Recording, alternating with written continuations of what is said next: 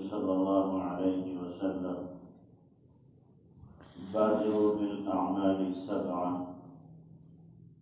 هل تنتظرون إلا فقرا منسيا أو غنى مطغيا أو مرضا مفسدا أو هرما مفندا أو موتا مجهزا أو الدجال فشر غائب ينتظر أو الساعة والساعة أدهى وأمر. سبحان ربك رب العزة عما يصفون وسلام على المرسلين والحمد لله رب العالمين. اللهم صل على سيدنا محمد وعلى آل سيدنا محمد وبارك وسلم. اللهم صل على سيدنا محمد وعلى آل سيدنا محمد وبارك وسلم. اللهم صل على سيدنا محمد وعلى آل سيدنا محمد وبارك وسلم. میرے محترم بھائیو بزرگو، اللہ کے نبی جناب رسول اللہ صلی اللہ علیہ وسلم نے ارشاد فرمایا 7 چیزوں کے پیش آنے سے پہلے اعمال میں سبقت کر لو. اعمال اپنے سجا لو، بنا لو، اس سے پہلے کہ 7 چیزیں ایسی مسلط ہو جائیں کہ پھر چاہنے کے باوجود تم اعمال نہ کر سکو. چنانچہ آپ نے فرمایا هل تنتظرون الا فقرا منسیا، کیا تم انتظار کر رہے ہو ایسی فقیری کا جو بھلا دے، سب کچھ بھلا دے. یہ بات مرتبہ آدمی پر فقر و فاقے کے وہ حالات سنگین آتے ہیں کہ آدمی چاہنے کے باوجود عمل نہیں کر پاتا. ایسے حالات آتے ہیں کہ آدمی کے اعمال چھوٹ ہی جاتے ہیں، اور بہت مرتبہ ایسا ہوتا ہے. اسی لیے اللہ کے نبی صلی اللہ علیہ وسلم نے اپنے لیے تو کیا فرمایا؟ الفقر فخری، فقر میرا فخر ہے، یعنی فقیری پر مجھے فخر ہے. امت کے لیے کیا فرمایا؟ کاد الفقر ان یکون کفرا، ہو سکتا ہے فقیری آدمی کو کفر تک پہنچا دے. اس لیے کہ امت کے اندر اتنی استطاعت اور طاقت ہر کس و ناقص میں نہیں ہوتی کہ وہ تنگحالی کے حالات کو جھیل سکے، برداشت کر سکے. آدمی حالات آنے پر یا تو بکھر جاتا ہے، ٹوٹ جاتا ہے، یا پھر خوب اچھی طرح بن جاتا ہے.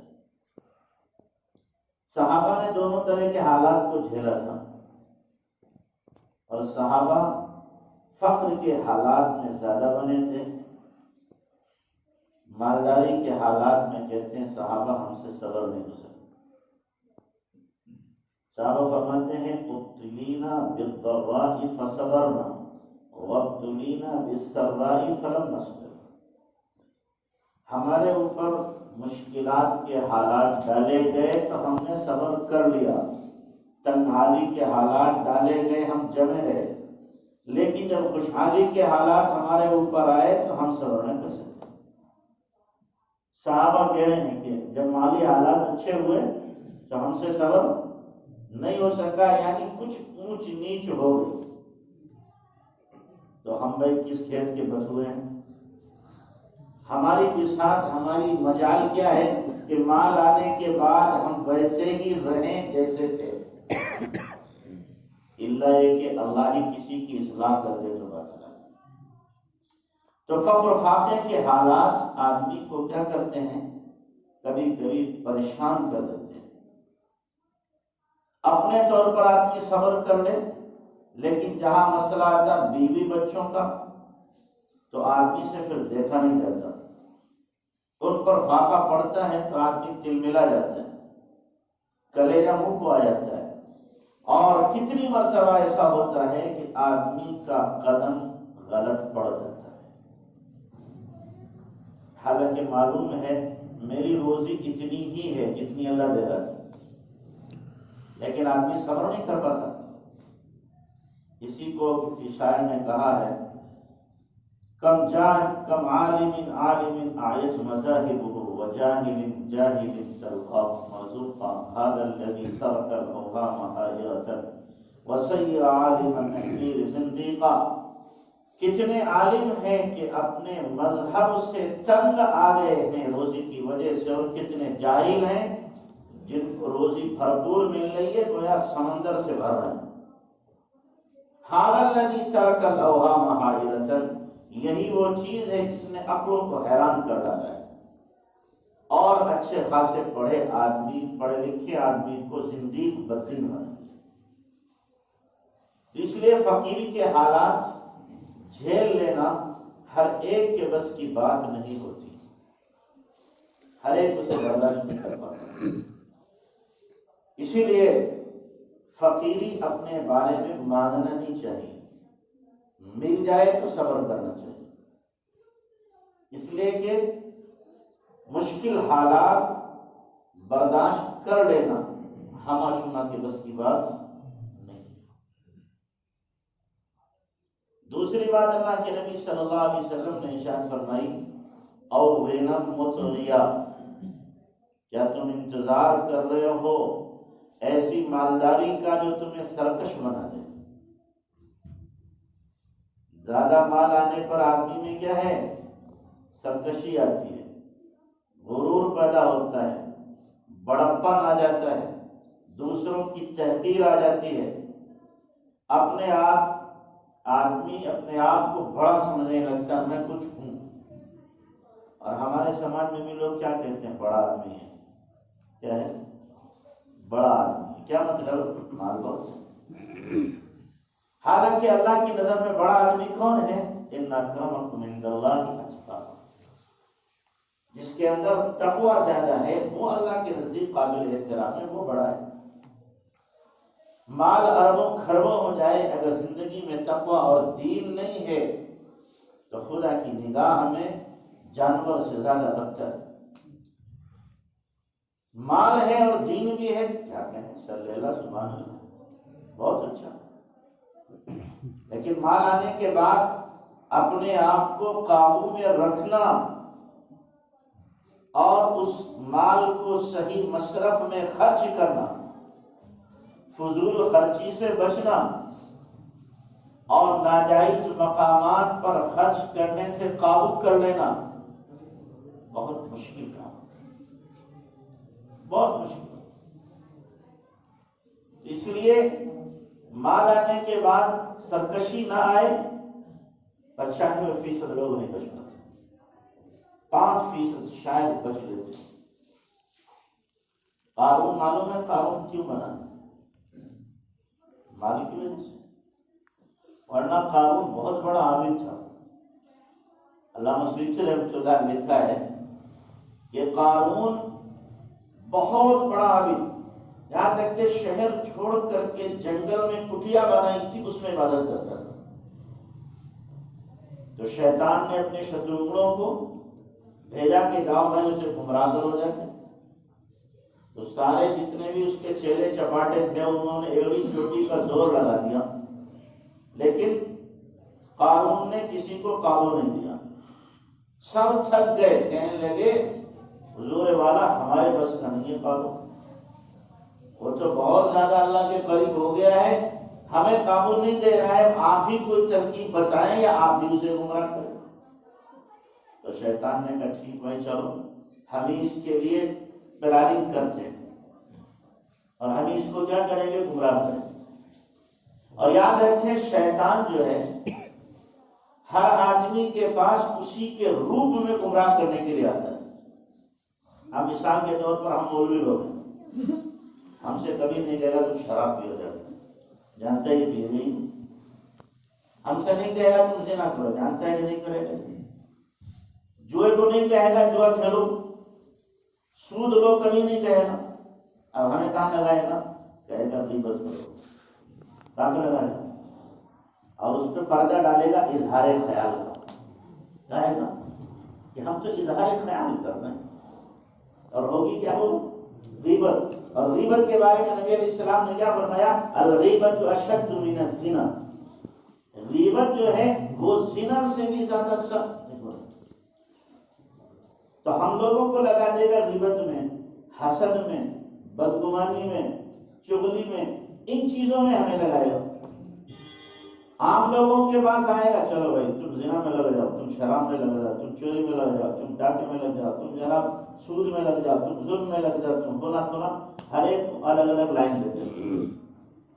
تو ہر ایک کے پاس وہ آتا ہے اسی کے روپ میں گمراہ کرنے کے لیے، اس لیے کہ شیطان کے پاس سارے انبیاء کرام علیہ السلام کا علم ہے۔ اس نے تو سارے انبیاء کا دور دیکھا نا، آدم سے لے کر کے اللہ کے نبی تک سب کے علم کا پتہ ہے، اور سب کے علم کا اس کے پاس توڑ ہے کہ کس کو کیسے ہمیں فیل کرنا ہے، کیسے گرانا ہے۔ تو قارون نے کیا کی؟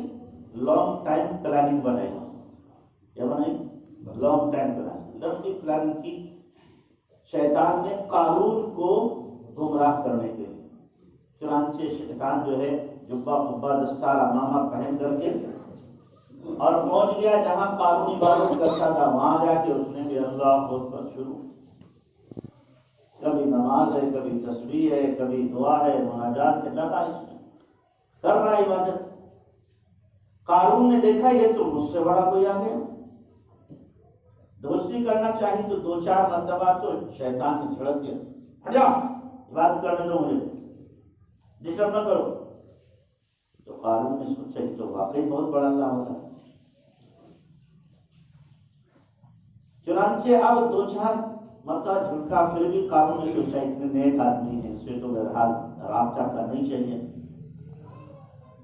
تو رابطہ ہو گیا، پھر دونوں ایک ہی کٹیا میں عبادت کرنے لگے، قارون اور شیطان لگے عبادت کر رہے ہیں۔ مہینوں گزر گئے، اور اس کے بعد پھر شیطان نے پھلگڑی چھوڑی۔ شیطان نے کہا بھائی ہم لوگ ماشاءاللہ عبادت کر رہے ہیں، اللہ قبول کرے، بہت اچھی عبادت کر رہے ہیں، لیکن دوسروں پر بوجھ بنے ہوئے ہیں، دوسرے لاتے ہیں تو ہم کھاتے ہیں، چاہے اسے ہدیہ کہنے کہ ہیں تو دوسرے کا، کتنا اچھا ہو اپنا کمائیں اپنا کھائیں تو ہمیں عبادت میں اور نورانیت پیدا ہوتی ہے۔ تو قارون نے کہا ہاں آپ کی تجویز تو بہت اچھی ہے، رائے بہت اچھی آپ نے دی ہے، چلو ایسا کرتے ہیں 1 دن ہفتے میں کمائیں گے اور 6 دن کھائیں گے۔ پاس ہو گیا، 1 دن شہر میں جاتے، کام کرتے، کماتے، اور پھر 6 دن آ کے کھاتے۔ پھر ایک لمبے عرصے تک یہی سلسلہ چلتا رہا۔ اس کے بعد اس نے دوسرا داؤ پھینکا شیطان نے، کہنے لگا ایک تو واقعی ہم لوگ کھا رہے ہیں، بڑی نورانیت آ رہی ہے، لیکن عبادت کا ایک پہلو صدقہ خیرات بھی تو ہے، ہمارے پاس لوگ آتے ہیں دینے کے لیے، کتنا اچھا ہو ہم لوگوں کو دیں، اور ہمارے پاس ہے ہی نہیں اتنا، لہذا ایسا ہے کم سے کم ایسا کرو 2 دن یا 3 دن کمائیں اور 3 دن کھائیں، تو باقی بچے اسے صدقہ خیرات کریں، ہمارے درجات جنت میں بلند ہو۔ قارون نے کہا ہاں بھائی یہ بھی آپ کی تجویز بڑی اعلیٰ درجے کی ہے، تجویز پاس ہو گئی۔ اب یہ 2 دن 3 دن آتے، مزدوری کرتے، کماتے، اور پھر جاتے عبادت کرتے، لوگ آتے انہیں صدقہ خیرات کرتے، پھر اسی طرح ایک لمبا عرصہ گزر گیا۔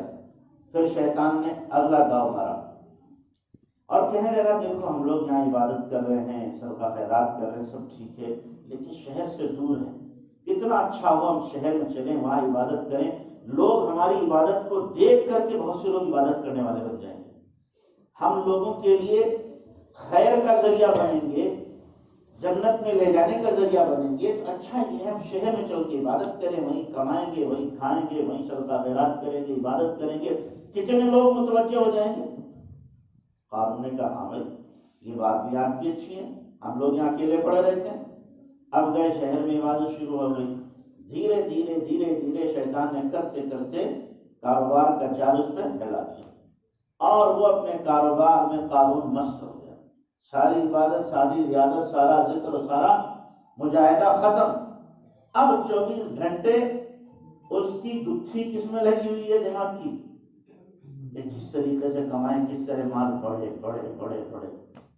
مالدار کو فکر ہوتی کاہے کی؟